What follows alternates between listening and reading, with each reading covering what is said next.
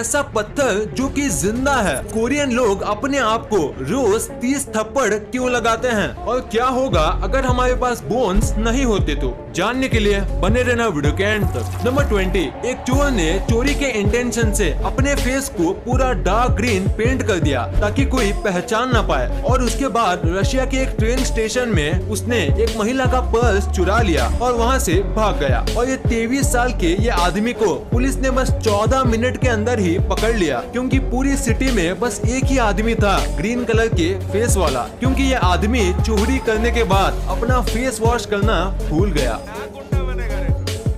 Number 19, ये fact आपके बहुत काम आ सकता है अगर कभी भी एक्सीडेंट होता है और अगर आपकी उसमें थोड़ी सी गलती है या बिल्कुल भी गलती नहीं है तो आपको स्टार्टिंग में जाके सॉरी नहीं बोलना चाहिए, क्योंकि सॉरी वर्ड आपको ही दोषी बताता है और अगर ये मैटर बढ़ जाए और कोर्ट में जाए तो फिर लोग आपके सॉरी को आपके अगेंस्ट यूज कर सकते हैं और बस झगड़ा खत्म करने के लिए बोला गया सॉरी आपको बहुत बड़ा जुर्माना भरा देगा। और ये बस मैं ऐसे ही नहीं बोल रहा हूँ, कई लोगों के साथ ऐसा हुआ भी है। नंबर 18, आपको टाइटैनिक मूवी के बारे में तो पता ही होगा। तो टाइटैनिक मूवी के एंड सीन में एक क्लॉक दिखाई जाती है और उस क्लॉक में 2:20 होते हैं और ये एग्जैक्ट टाइम है जब रियल टाइटैनिक डूबी थी। रियल टाइटैनिक रात के 2:20 पे सिंक हुई थी। कितनी डिटेल्ड मूवी है ये, इसलिए ये एक मास्टरपीस कही जाती है। नंबर 17, एक आदमी ने एक बार अपने डेथ को फेक किया, यानी सबको ऐसे बताया जैसे कि वो मर गया पर असल में वो जिंदा है और वो भी बस ये देखने के लिए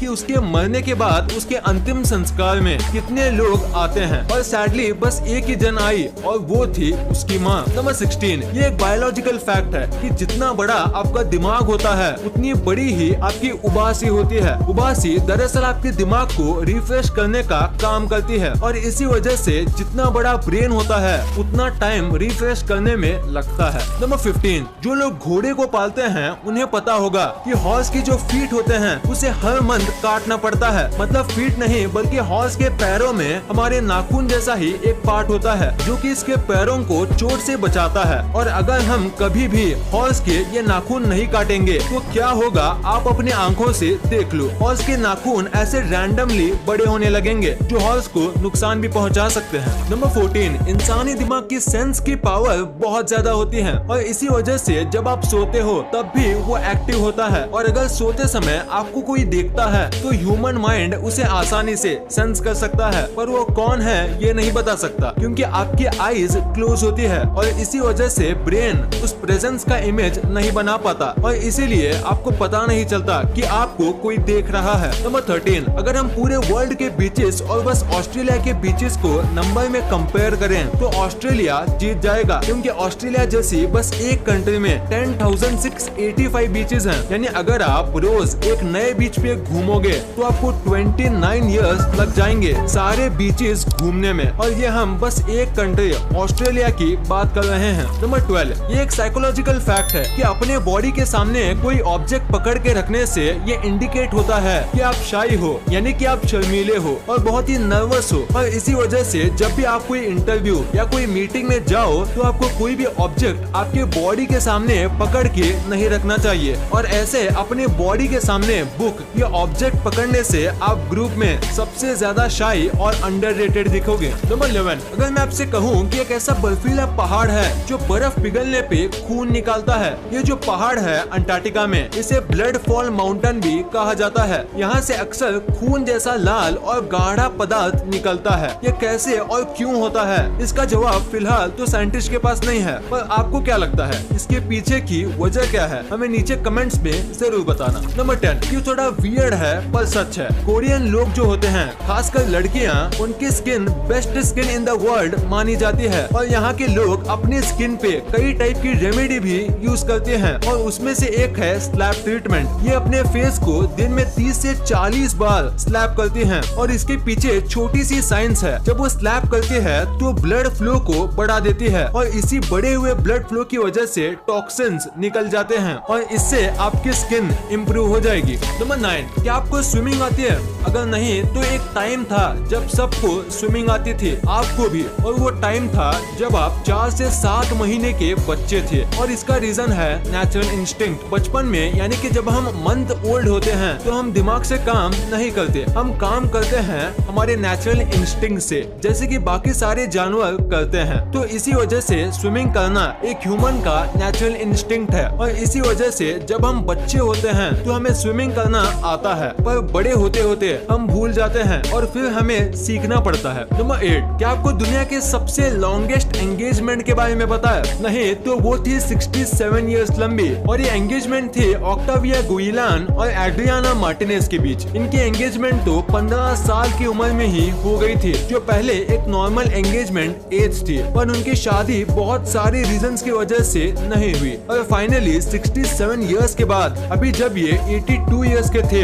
तब इन्होंने शादी की और तभी इन्होंने एक वर्ल्ड रिकॉर्ड भी बना लिया, longest engagement in the world का। नंबर 7, साल 1950s में सिगरेट को इस तरीके से मार्केट किया गया था जैसे वो हेल्थ के लिए अच्छी होती है, यानी सिगरेट को ऐसे बताया गया था कि वो सबको पीना चाहिए और खासकर जब आप बीमार हो, और इसीलिए कई हॉस्पिटल में सिगरेट को मेडिसिन की तरह रखा जाता था और पेशेंट्स को दिया जाता था। जैसे कि आप इस इमेज में देख सकते हो, एक नर्स एक पेशेंट को सिगरेट दे रही है ताकि वो जल्द ही ठीक हो जाए। नंबर 6, अगर मैं आपसे कहूँ कि एक ऐसा पत्थर है जो जिंदा है तो क्या आप यकीन करोगे? अगर नहीं तो जानिए पेरू और चिली जैसे जगहों पे पाया जाने वाला पत्थर द लिविंग रॉक के बारे में। इसका एक्चुअल नाम प्योरा रॉक है और ये पत्थर के अंदर खून और कुछ ऑर्गन्स होते हैं और आप इस पत्थर को खा भी सकते हो। इस पत्थर की पहली बार खोज 17वीं सेंचुरी में हुई थी, तब से कई लोग इस पत्थर को देखने आते हैं और कई लोग इस पत्थर को अपने साथ घर पे भी लेके जाते हैं। नंबर 5, साल 2011 में जापान में एक अर्थक्वेक आया था। वैसे तो जापान में अर्थक्वेक आना कोई बड़ी बात नहीं, क्योंकि हर साल जापान में कई सारे अर्थक्वेक आते हैं, पर ये आज तक का जापान में आया सबसे खतरनाक अर्थक्वेक था। ऐसा अर्थक्वेक जापान में कभी नहीं आया था। यह अर्थक्वेक 9.0 मैग्नीट्यूड का था और इसी कमाल के प्रेशर की वजह से इसने अर्थ का काफी मास शिफ्ट कर दिया और इसीलिए उस अर्थक्वेक की वजह से अर्थ 1.8 माइक्रो सेकेंड स्लो हो गया, यानी उस दिन के बाद हमें 1.8 माइक्रो सेकेंड्स कम मिलते हैं। नंबर 4, पूरे दुनिया में जितने भी आर्मी होती है उसमें किसी को भी ये अलाउड नहीं होता कि वो अपने सीनियर के ऑर्डर को रिजेक्ट करें। उनके सीनियर के ऑर्डर मानने ही पड़ते हैं, पर ऐसा सेम केस जर्मन आर्मी में नहीं है। यहाँ के सोल्जर्स को ये अलाउड होता है कि वो चाहे तो अपने सीनियर के ऑर्डर को रिजेक्ट कर सकते हैं, पर इसमें भी कुछ रीजंस होना जरूरी है। मतलब अगर सीनियर के ऑर्डर ह्यूमन डिग्निटी को वायलेट कर रहे हैं तो वो रिजेक्ट कर सकते हैं, और अगर उसमें किसी की जान दाव पे है तो वो भी रिजेक्ट कर सकते हैं। नंबर 3, अगर एक 50 kg की लड़की हील पहनती है तो वो एक 2700 किलो के एलिफेंट से भी ज्यादा फोर्स अर्थ पे डालती है। सुनने में तो नामुमकिन लगता है, पर ये बिल्कुल सच है, और ऐसा इसलिए क्योंकि जिस ऑब्जेक्ट का सरफेस एरिया कम होता है वो ज्यादा फोर्स देता है, और एलिफेंट के पैर फ्लैट होते हैं और इसीलिए वो इतने वेट के बाद भी बहुत कम प्रेशर जमीन पे रिलीज करती है। नंबर 2, प्याज को काटने से आंख में से आंसू क्यों आते हैं? ये चीज आपने एक ना एक बार जरूर सोची होगी। तो इसका सिंपल सा रीजन है प्याज में मिलने वाला एंजाइम। प्याज में एक खास प्रकार का